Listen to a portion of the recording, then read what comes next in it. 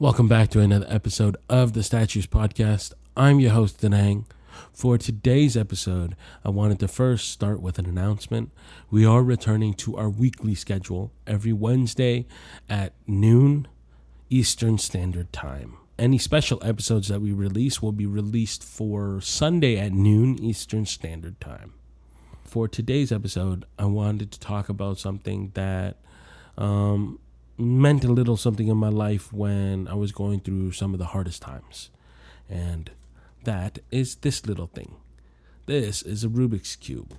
To some, it's a toy. To some, it's a way to, just fidget. To me, it was a little bit of both and a little bit more. I started learning how to solve a Rubik's Cube back in, I think it was early 2018. One of the main reasons why I started was to simply prove to myself that I could finish it, that I could do it. I'm someone who is very self-competitive. So if I see something and I say to myself that it looks a little difficult, it looks hard to do, there's also a part of me that will challenge that side and say, well, I can do it. And when I first took on the challenge, it took me, I would say, 2 months to solve the Rubik's Cube, to fully understand how to solve it. After that, it took me another month to really get it down pat. I would have by now memorized everything. During that time, there was a lot of frustration. And that frustration was because I didn't understand the language of the Rubik's Cube. Just like us, we speak English, or just like other people who speak other languages, or, when coders learn how to code, there's a language that is involved. But there I was trying to solve a Rubik's Cube without understanding the language of a Rubik's Cube. And what I mean by that is, they have a term called prime. And there are other terminologies I had forgotten. It's been so many years, but that's what I mean by the language of the Rubik's Cube. I didn't understand that. It had become frustrating. Within the first month of me trying, I grew so much frustration that I had to put it down for a little bit and then come back to it. When I finally solved it, a part of me wasn't satisfied. I didn't know this off memory yet. So I would do it over and over and over. And I did this repetitively for a good month, like I said. And it got to the point where it became muscle memory. I no longer needed the sheet of paper to tell me how to do it anymore. I was able to solve the Rubik's Cube. And because of it, a lot of lessons came out of it, surprisingly, right? I learned about persistence and patience. I've been doing business for how long? And when you do business, you become so tunnel vision. You have one goal and you work on that goal.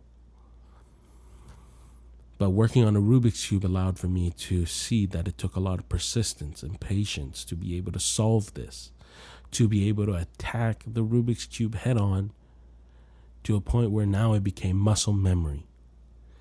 And when it became muscle memory, it was something that I eventually got good at. And then I could take out a few steps. So now I could solve it faster. I understood the language of the Rubik's Cube.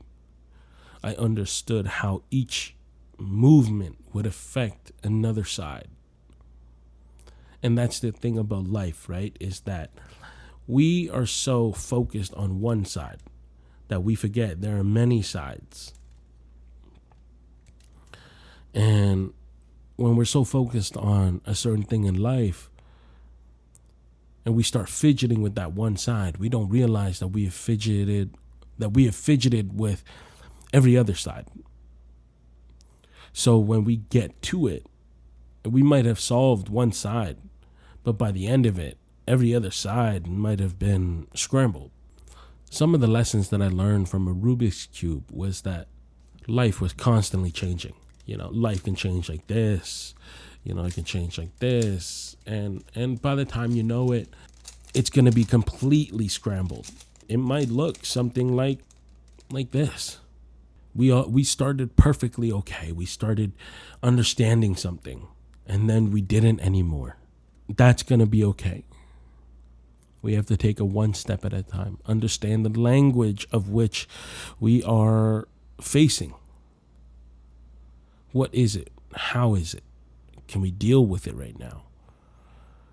If we're frustrated, we have to learn to take a step back real quick. Try to reevaluate what is going on. Another thing that I came to understand was that there were many components involved in a Rubik's Cube. What some might see is, well, there's a Rubik's Cube, that's it. But what others don't understand, or maybe what others don't see, is that it involves us. And to us, there are many components of that too. There's our brain, our eyes, our hands. Once those things work together, it becomes easier. Now I can solve this, I can solve this in under a minute. It's not fast. And one of the goals that I have is to be able to solve it blindfolded. To understand that there are many components is to also understand that that is just a part of the language. Now, when I work on a Rubik's Cube, it's a means of relaxing for me. It's also a means of processing my thought. When I get to process those thoughts, a Rubik's Cube is a physical representation of everything that my brain is going through in the moment. My brain is scrambled and I'm not able to see certain things properly. But as I take the time and I try to solve this Rubik's Cube, so are my thoughts. My thoughts are coming together slowly. And by the time that I've solved the Rubik's Cube, most of the time, my thoughts are settled. I'm able to pinpoint an idea, and I can work off that idea. These are new things that I've only recently discovered about myself and how my brain works.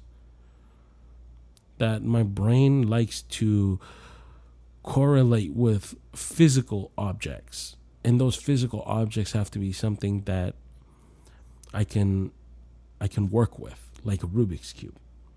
Every time I look at a Rubik's Cube, it's a reminder that a lot of the things that I say I can't do, or that not that I can't do, but I think it's too hard. When I look at a Rubik's Cube, it reminds me that I can, that it's not impossible, that I need the persistence and the patience to be able to tackle whatever it is that I'm looking to do. And that's what a Rubik's Cube is now to me. A Rubik's Cube is also a reminder, a way to encourage me, a way to motivate me. It is no longer just an object. It's taught me a lot about life in itself. And I've become very appreciative of what this object can do for me. I know that this episode is a little weird. I'm talking about a Rubik's Cube. I'm talking about life lessons through a Rubik's Cube. And it sounds weird. But I ask that you take the time to learn how to solve a Rubik's Cube and see what comes out of it. See how your brain processes certain things, certain information. Maybe you'll learn about yourself. And I think that's one of the things that is very important.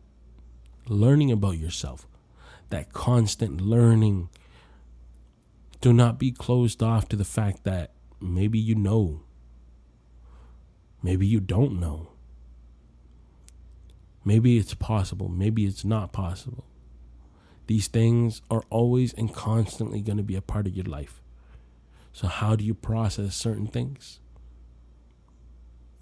A Rubik's Cube helped me through it all. A Rubik's Cube is just a 3-dimensional cube toy, but it can be so much more if you allow it to be. Thank you guys so much for listening to this episode. I know, once again, that it's a little weird, but take everything I say with a grain of salt and learn a Rubik's Cube. See what happens. Thank you guys so much. This is your host, Danang, and I'll see you guys next time. Bye-bye.